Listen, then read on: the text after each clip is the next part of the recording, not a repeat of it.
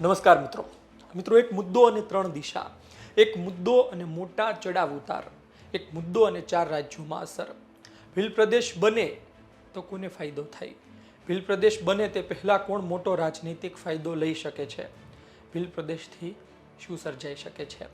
વિસ્તારથી વાત કરું તો ભીલ પ્રદેશની માંગ છેલ્લા ઘણા વર્ષોથી ભીલ પ્રદેશની માંગ થતી રહી છે, પરંતુ હજુ હમણાં લોકસભા 2024ની ચૂંટણી હોય ગુજરાતની, અને ત્યાર પહેલાનો સમય અને ત્યાર પછીનો સમય તમે જુઓ કે ગુજરાતમાં પણ ભીલ પ્રદેશની માંગ વધી રહી છે. ગુજરાતના આદિવાસી સમાજના લોકો પણ મધ્યપ્રદેશ, રાજસ્થાન, મહારાષ્ટ્રના લોકો સાથે મળી એક અલગ ભીલ પ્રદેશની માંગ કરી રહ્યા છે. દર મહિને આ પ્રકારના સમાચાર તમને જોવા મળતા હશે. ફરી એક વખત આ પ્રકારના સમાચાર સામે આવ્યા છે. માનગઢમાં બેઠક મળી, માનગઢમાં મોટું સંમેલન મળ્યું આદિવાસી સમાજનું, અને તેમાં શંકરસિંહ વાઘેલા, ગુજરાતના પૂર્વ મુખ્યમંત્રી શંકરસિંહ વાઘેલાએ ભીલ પ્રદેશને લઈ વાત મૂકી. ફરી એક વખત તેમણે જાહેરમાં સમર્થન આપ્યું છે. આ પહેલા પણ તેમણે આપ્યું હતું, પરંતુ આપણે વાત કરવી છે કે આ ભીલ પ્રદેશ પાછળ કેટલા લોકો કામ કરી રહ્યા છે ગુજરાતમાં, અને ભીલ પ્રદેશની પરિસ્થિતિ સર્જાય તો ગુજરાતમાં કોને કેટલો ફાયદો થઈ શકે. 17 જુલાઈએ માનગઢમાં એટલા માટે પણ સંમેલન મળ્યું હતું કે ભારત આદિવાસી પાર્ટી સંમેલન બોલાવી રહી હતી. બીજી વાત એ છે કે માનગઢ ધામ ગોવિંદ ગુરુને લઈ જાણીતું છે. જલિયાવાલા બાગ હત્યાકાંડના 6 વર્ષ પહેલા 1913માં ત્યાં પણ હત્યાકાંડ થયો હતો. અઢળક આદિવાસીઓને મારી નાખવામાં આવ્યા હતા, અને તેમાં ગોવિંદ ગુરુ સહિત 1500 જેટલા આદિવાસી સમાજના લોકો, જે કાકડો સામે આવે તે જોડાયેલા હતા.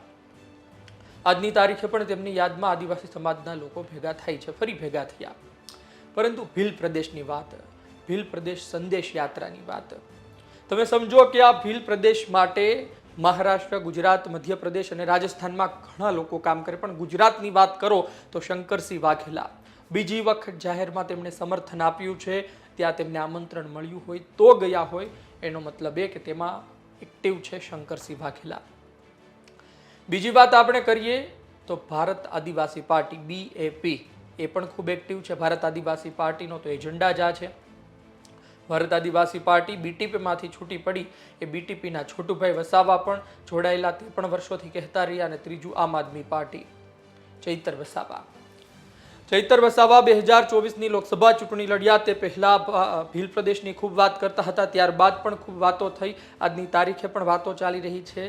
ચૈતર વસાવા જેલમાં છે. ગોપાલ ઇટાલિયા ગુજરાત તકના સંવાદદાતા નરેન્દ્ર પેપલવાલાની ઇન્ટરવ્યૂ આપે છે અને કહે છે કે ભાઈ ભીલ પ્રદેશ બની શકે, ઇટાલિયા પ્રદેશ પણ બની શકે. એટલે એમણે સમર્થન ભીલ પ્રદેશને આપ્યું છે ગુજરાત તક સાથેના ઇન્ટરવ્યૂમાં. અને તેમણે વાત કરી છે કે ભૂતકાળમાં ખૂબ રાજ્યો બન્યા છે, આ રાજ્ય પણ બની શકે. તેમણે આડકતરું સમર્થન તો 100% આપ્યું છે. વાત એ છે કે ફાયદો કોને થઈ શકે? શું ભીલ પ્રદેશની શક્યતા સેવાય ભીલ પ્રદેશનો મુદ્દો વધુ ગરમ બને, આદિવાસી સમાજમાં તેને લઈ ગંભીરતા જોવા મળે, એકતા જોવા મળે, તો પછી કોને ફાયદો થઈ શકે? શું એ ફાયદો આમ આદમી પાર્ટીને વધુ થઈ શકે? શું એ ફાયદો ભારત આદિવાસી પાર્ટીને વધુ થઈ શકે? એ ફાયદો શંકરસિંહ વાઘેલા, છોટુભાઈ વસાવાને વ્યક્તિગત રીતે તેમના કોઈ કારણોમાં થઈ શકે? એક વાત એ છે કે ભારત આદિવાસી પાર્ટીને રાષ્ટ્રીય પાર્ટી બનવું હોય તો પછી 4 રાજ્યમાં રાજ્ય સ્તરની પાર્ટી બનવું પડે. અને રાજ્ય સ્તરની પાર્ટી બનવા માટે તેમણે છેલ્લી લોકસભા ચૂંટણીમાં 6% મતદાન, 1 લોકસભા બેઠક, અથવા છેલ્લી વિધાનસભા ચૂંટણીમાં 6% મતદાન, 2 વિધાનસભા બેઠકો, અથવા કુલ 8% મતદાન, આ પ્રકારની શક્યતાઓ છે. રાજસ્થાનમાં તેમની પાસે 4 ધારાસભ્યો છે, મધ્યપ્રદેશમાં 1 ધારાસભ્ય છે, રાજસ્થાનમાં BAP પાર્ટી પાસે 1 સાંસદ છે. એટલે કે રાજ્ય સ્તરની પાર્ટી રાજસ્થાનમાં છે.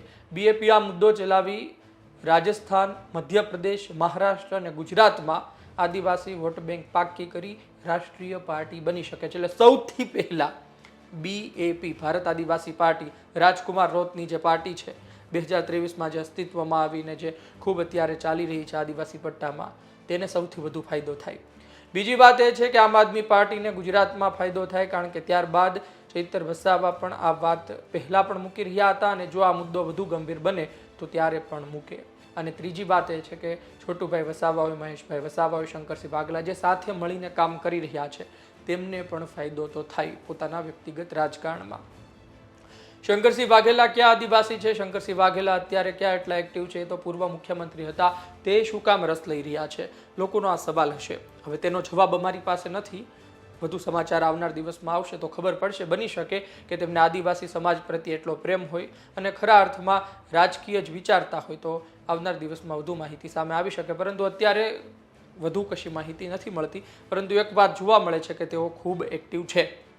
માનગઢમાં બેઠક મળી. ભીલ પ્રદેશને લઈને ખૂબ વાત કરવામાં આવી છે. હવે ભીલ પ્રદેશ બનવું કોઈ સરળ તો વાત નથી. બંધારણ ભાગ 1 અનુચ્છેદ 3માં તેની વાત કરવામાં આવી છે. પરંતુ તેનાથી ફાયદો શું થાય? આ તો બધું મેં કહ્યું તે નેતાઓ વિશે કહ્યું, પાર્ટી વિશે કહ્યું. આદિવાસી સમાજ માટે શું ફાયદો? આદિવાસી સમાજને પેસા એક્ટ અનુસૂચિ 5 ને લઈને જે પ્રશ્નો હોય, ગ્રામ સભાને લઈને જે પ્રશ્નો હોય તે દૂર થાય, ગ્રામ સભા વધુ મજબૂત બને અને આદિવાસી સમાજ માટે કાયદો વધુ મજબૂત રહે. એમના વિસ્તારમાં આદિવાસી સમાજના તમામ નેતાઓએ કાયદાનું વધુ કડકાઈથી પાલન કરાવી શકે. જંગલ ખાતાના નિયમો હોય, ખેડાણ માટેની સમસ્યા હોય તે બધી દૂર થઈ શકે અને વધુ સરળતાથી પોતાનું જીવન તેઓ જીવી શકે.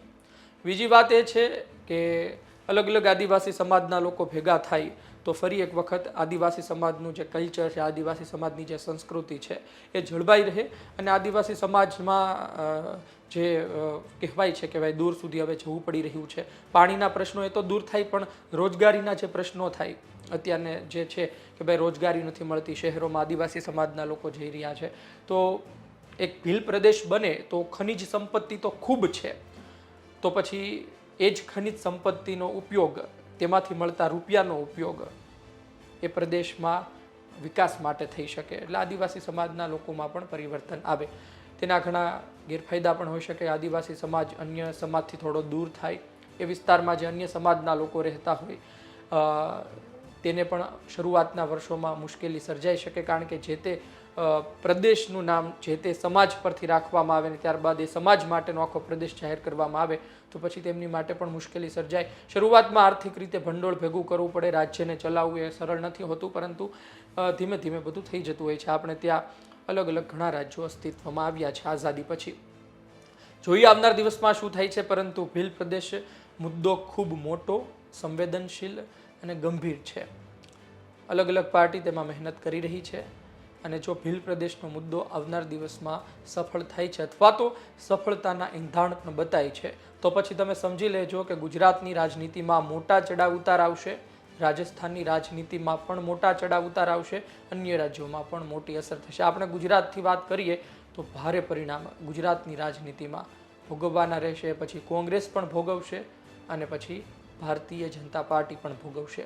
આપનું શું માનવું છે કોમેન્ટ બોક્સમાં આપ જરૂરથી જણાવજો. આપ શું વિચારો છો? આદિવાસી સમાજના હક અધિકારને લઈ શું ભીલ પ્રદેશ બનવો જરૂરી છે કે પછી ગુજરાત, મધ્યપ્રદેશ, મહારાષ્ટ્ર અને આ તમામ વિસ્તારમાં આદિવાસી સમાજ ખૂબ જ શાંતિથી જીવે છે? ના તો એમને પેસા એક્ટમાં કોઈ મુશ્કેલી છે, ના ગ્રામ સભાને લઈ કોઈ પ્રશ્ન છે, ના એમને ખેડાણને લઈ કોઈ પ્રશ્ન છે, વનાધિકાર અધિનિયમ 2006ને લઈને પણ કોઈ પ્રશ્ન નથી. શું આપ તેવું માનો છો? નથી તો ભીલ પ્રદેશ બને તો પછી કોને વધુ ફાયદો થઈ શકે? આપનો અભિપ્રાય કોમેન્ટ બોક્સમાં જરૂરથી જણાવજો. આપ શું વિચારો છો?